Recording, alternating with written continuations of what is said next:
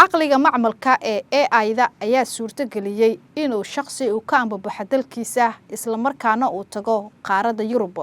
Haddaba adigan idaawanaya ma aamini kartaa in caqligan macmalka ee AI-da uu ku geli karo qaaradda Yurub?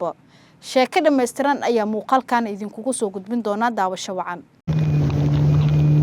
Shakhsigan muuqaalkiisa aad soo daawateen waxaa lagu magacaabaa Maxamed Abudhaka.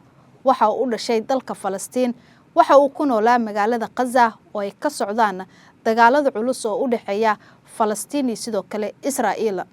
Maxamed waa 31 sano jir, waana aabe heesta 2 caruur. Mid ka mid ah caruurtiisa ayaa qaba xanuunka neerfaha oo u baahan daryeel caafimaad. Qazana kama jirto daryeel caafimaad iska badaaya waxa ka taagan xaalad nololeed oo aad u liidata. waxa uu sameeyay isku dayo badan uu kaga gudbi karo marxaladda adag ee dalkiisa ka jirta. Dhowr mar ayuu isku dayay inuu aado qaaradda Yurub si uu u helo nolol ka duwan midii uu ku noolaa, inkastoo aysan u suurtagelin. Bishii Abriil ee sanadkii hore 2024 ayuu u gudbay xadka Rafah isagoo lacag dhan $5,000 ku bixiyay. waxaana uu isku dayay inuu magangeliyo ka helo wadamo kala duwan sida Shiinaha, balse kuma uusan guuleysanin. Safaro uu ku marayay Malaysia iyo Indonesia ayaa sidoo kale ka fashilmay. Ugu dambeynna waxa uu u dhaqaaqay Liibiya oo caan ku ah tahriibka badda Mediterranean-ka. Markii uu ku guuleysan waayay isku dayo badan ayaa ugu dambeyn waxa uu la sheekaystay caqliga macmalka ee ChatGPT ama loo yaqaano AI-da.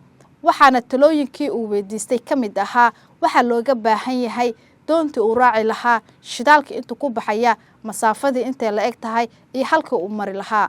intaasoo talo waxaa siiyay caqliga macmalka ee AI-da. Maxamed oo ku dhiiriday amaba ka muuqatay kalsooni aad u weyn ayaa ku dhaqaaqay talooyinkii uu siiyay caqliga macmalka ee AI-da. waxaana uu raacay doontii lagula taliyay, shidaalkii loogu talagalay ayuu soo gatay, kadibna waxa uu isku sii deeyay badda, waxaana safarkaasi ku wehlinayay 2 shakhsi oo kale.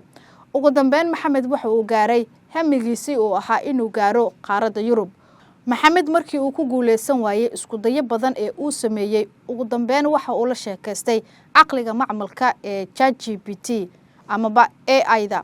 waxaana la siiyay talooyin badan uu ku tagi karo wadanka uu rabo, isagoona weydiiyay waxyaabaha looga baahan yahay. waxaana caqliga macmalka ee ChatGPT uu u sheegay jaakada uu qaadanayo, doonta magaceeda iyo sidoo kale shidaalka ku baxaya safarkiisa. waxa uuna Maxamed uu soo gatay waxyaabihii uu kula taliyay caqliga macmalka ee AI-da, waxaana halkaasi uu ka bilaabay safarkiisii. waxaana uu ku tagay dalka Jarmalka. ugu horeeyna waxa uu gaaray dalka Talyaaniga, halkaasi ayuuna ka raacay tareenkii loogu talagalay in uu sii raaco. haddana waxa uu ku sugan yahay dalka Jarmalka. arrintan ayaa waxay noqotay mid si aad ah loo hadal hayo. haddaba adigan idaawanaya, nafsadaada ma ku aamini lahayd talooyin uu ku siiyo caqliga macmalka ee AI-da? aragtidaada inoogu reeb qaybta faalada.